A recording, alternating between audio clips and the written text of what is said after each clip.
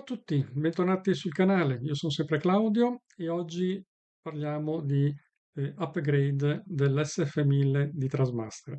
Io ho fatto già un video dove faccio vedere il confronto tra l'SF1000 di Trasmaster e l'FX Pro di SimMagic.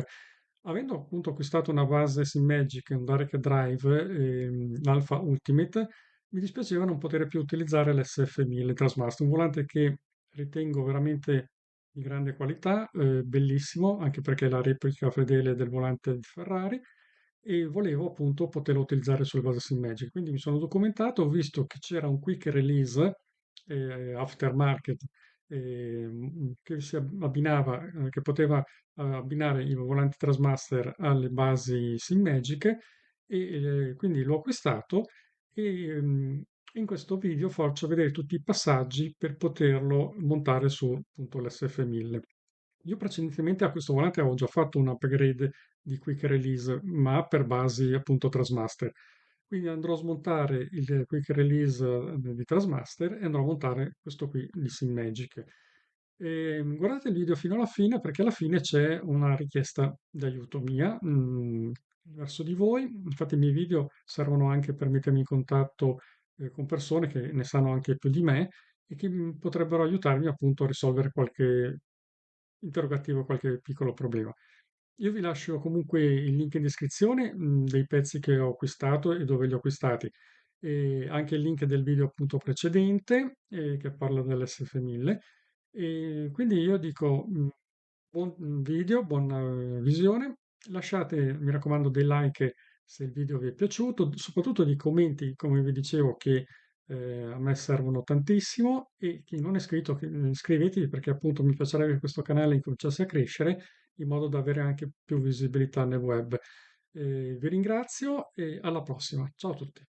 Allora, eccoci qui con l'unboxing del primo componente.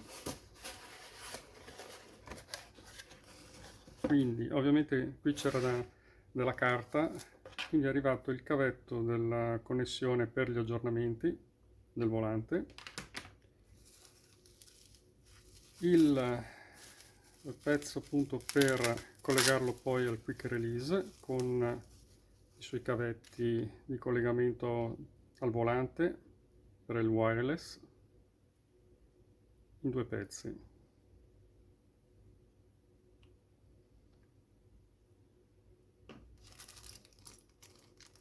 La parte elettronica con i cavetti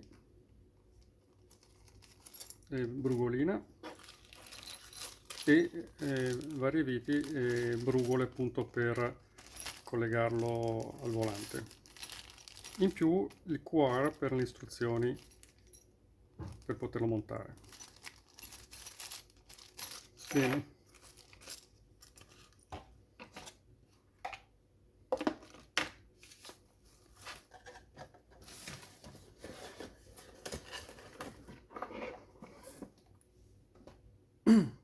E qui dovremo avere il quick release.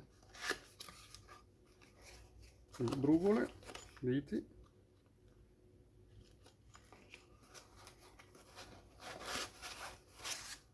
Ed eccolo qui, bello pesante, tutto in metallo.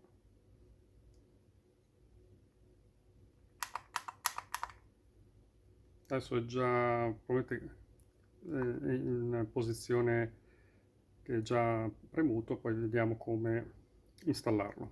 Comunque devo dire finemente riprodotto, veramente bello. Bene, e adesso non abbiamo più scuse per incominciare a lavorare.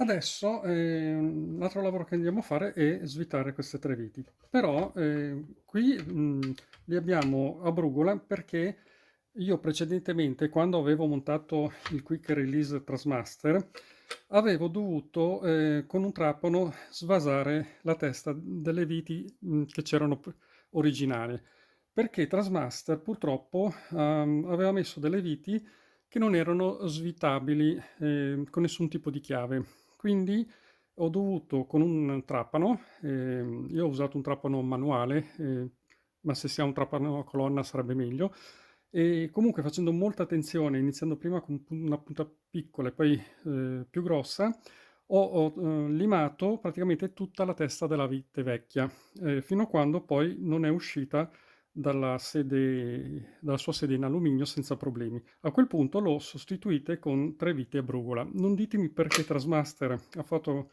una cosa del genere, secondo me per evitare appunto che si facessero questo tipo di modifiche ai loro volanti.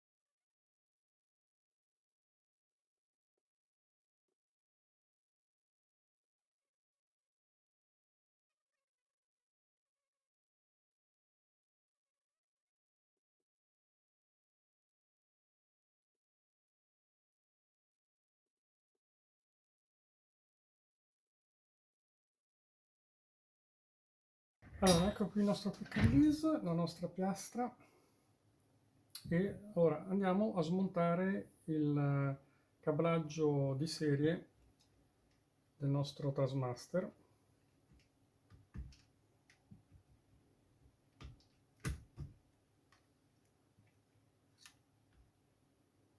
Ok, dove poi qui andremo ad alloggiare questo, così. Stacchiamo gli interruttori del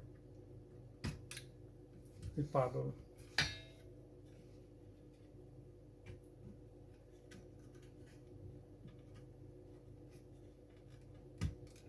Ok.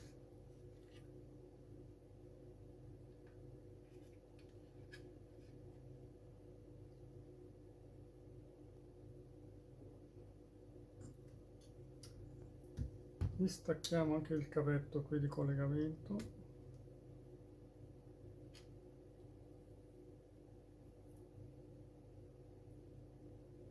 e lo andiamo a inserire qua.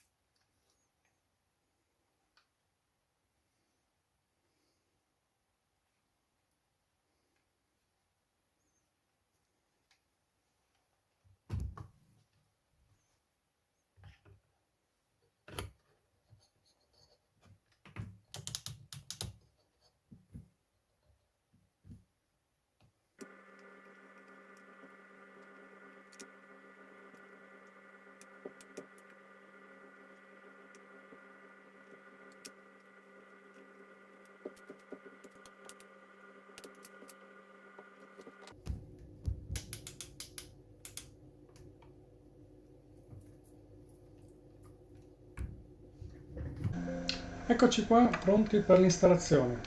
Proviamo subito l'aggancio. Perfetto, perfetto. Accensione e funziona. A livello elettrico sembra funzionare tutto. Ovviamente adesso bisogna impostare il software e tutti gli aggiornamenti in modo che anche i giochi rilevino il nostro volante. Allora, siamo alla fine del video, alle riflessioni finali. Allora, vi voglio comunque dire che tutta la parte hardware è andata bene, nel senso tutti i pulsanti, i comandi funzionano. Apriamo qui il gestore delle periferiche, vediamo qua proprietà, vediamo le palette delle frizioni funzionano, cambio le marce funzionano tutte, i vari pulsanti come vedete si illuminano qui, funziona tutto, anche il rotary sotto, quello sopra, ok, funziona tutto. Però, c'è un però, non funziona il software, cioè praticamente non c'è la possibilità di vedere il display e le varie dash in base ai vari giochi. Allora io mi ricordo che con alcuni giochi come Assetto Corsa il display non funzionava perché era un gioco vecchio, quindi ovviamente non era aggiornato per funzionare con l'SF1000, però Assetto Corsa Competizione funzionava, con Assetto Corsa Competizione funzionava. Allora, nelle varie istruzioni che ho ricevuto in allegato appunto, oltre all'installazione, in tutte le varie connessioni e plugin e varie app da scaricare, ho fatto tutto. Quella più importante era praticamente la connessione, cioè il collegamento a SIMAB, dove c'era da scaricare questo plugin che ho fatto, da immettere i dati della connessione del volante, quindi tutti i dati sono riportati, anche nella configurazione del gioco, come vedete UDP c'è lo stesso UDP del volante, quindi tutti i tipi di settaggi vari li ho fatti come sia da istruzioni ricevute che anche da vari siti internet dove ho potuto andare a curiosare.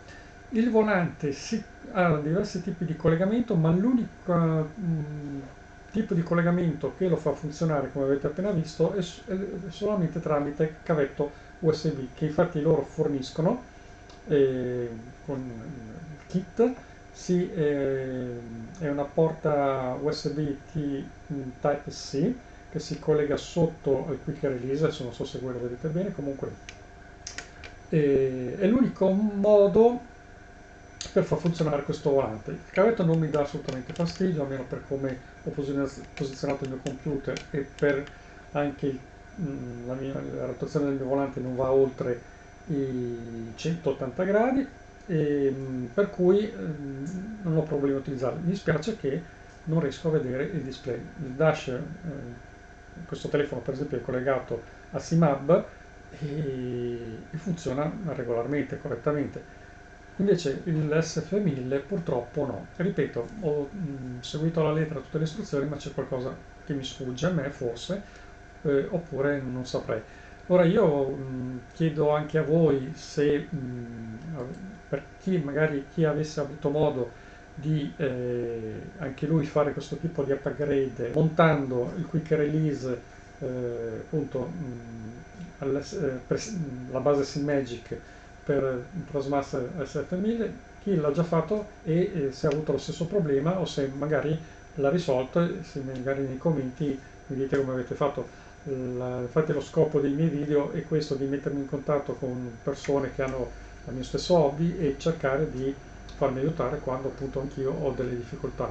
Ripeto, il volante funziona, hardware non posso dire nulla, va tutto bene, è un quick release, devo dire, comodo, come tutti i SynMagic, come vedete, si aggancia e si sgancia senza problemi, e, nonostante con Taskmaster non c'è più la vitina del cavolo, quindi è diventato a tutti gli effetti un volante per basi SynMagic.